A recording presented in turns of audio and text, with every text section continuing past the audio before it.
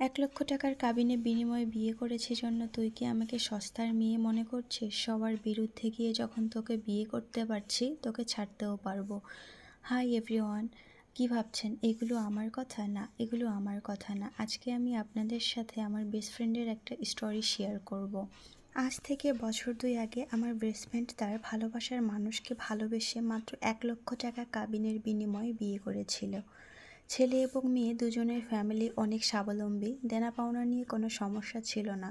যদিও যারা বেশি কাবিনে বিয়ে করে এই টাইপের মেয়েদের আমার ঘৃণা লাগে, প্রচণ্ড লোভী মনে হয়। এরা ভালো থাকার জন্য যতটা না বিয়ে করে তার চেয়ে ভবিষ্যৎ পাকাপোক্ত করার জন্য বিয়ে করে। সব কিছু ভালোই চলছিল, কিন্তু প্রবলেম হয়ে দাঁড়ায় আমার বেস্ট ফ্রেন্ডের হাজব্যান্ড।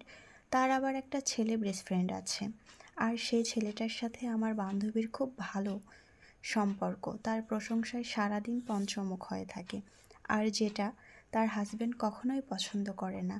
আর এটাই স্বাভাবিক, ভালোবাসার মানুষের মুখে অন্য কারো প্রশংসা কেউ পছন্দ করে না।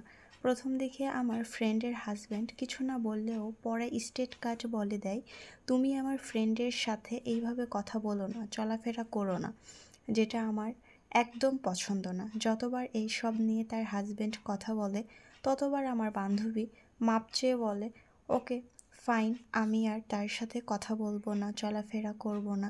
কিছুদিন ভালো থাকে, তারপর আবার যেই কি সেই।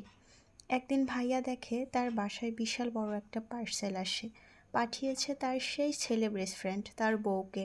আমার বান্ধবীকে অনেক কিছু পাঠিয়েছে, যদিও সে এগুলো নিয়ে মন খারাপ করেনি। তখনই তেলে বেগুনে জ্বলে উঠেছে যখন দেখে তার বউকে তার বেস্ট ফ্রেন্ড মেয়েদের কিছু আন্ডারগার্মেন্টস গিফট করে।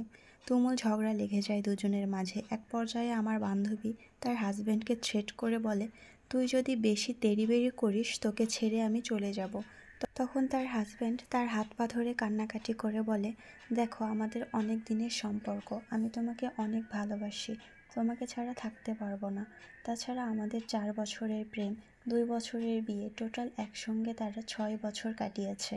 ভাইয়ার কান্না দেখে হয়তো আমার বান্ধবীর একটু মায়া হয়েছিল। তখন সে বলে, আজকের পর থেকে সব কিছু শেষ, তুমি যা বলবে আমি সেভাবেই চলবো। এই কাহিনীর পরে নাকি তারা বেশ কিছুদিন ভালো ছিল। হঠাৎ একদিন আমার বান্ধবী বলে সে ঢাকায় আসবে, এমার্জেন্সি কিছু কাজ আছে। তার হাজব্যান্ড বলে ঠিক আছে যাও। ঢাকায় আসে, ঘুরে বাসায় চলে যায়। কিছুদিন পরে তার হাজব্যান্ডকে কোনো একটা রং নাম্বার থেকে কিছু ছবি পাঠানো হয়, যেই ছবিগুলো অনেকটাই নট ছিল। ছবিগুলো ছিল আমার বান্ধবী আর ভাইয়ার বেস্ট ফ্রেন্ডের ছবিতে, দুজনে জড়াজড়ি করছে।